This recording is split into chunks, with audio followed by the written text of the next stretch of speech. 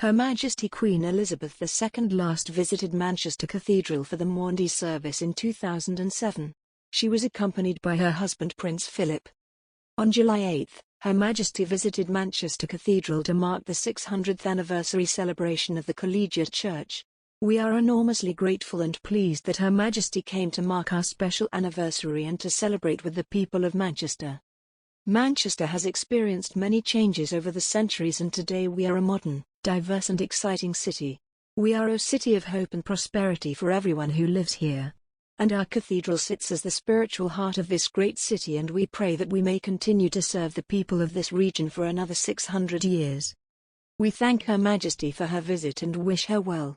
We are also very proud to showcase our rich history as a cathedral and the diversity of our city.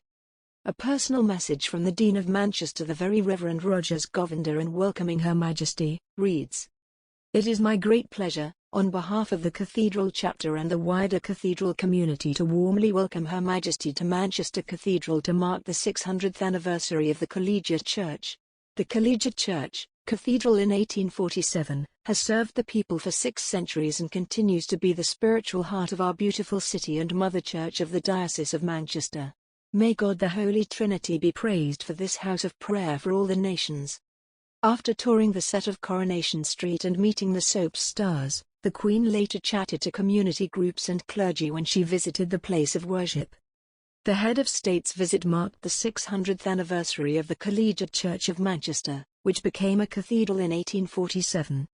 Rogers Govinder, Dean of Manchester Cathedral, said, "She was here to mark the occasion with us, and given the COVID restrictions she was unable to come into the cathedral, so we had the event outside. It's a huge honor that in the midst of all the COVID challenges and her busy schedule that she managed to find time and celebrate with us."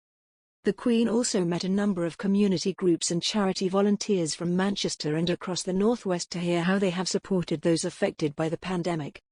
Manchester lesbian and gay chorus sang songs by gay artists or those popular with the LGBTQ+ community, from George Michael's Freedom to Kylie Minogue's dance hit Can't Get You Out of My Head. The chorus was reduced from around 80 members to 15 due to COVID restrictions, but musical director Daniel McDwyer said, "The Queen said the singing was absolutely wonderful outside." She made that comment to a couple of guests. "I explained to her we hadn't been able to sing together for about 2 years because of the pandemic, so that was our first time properly singing together."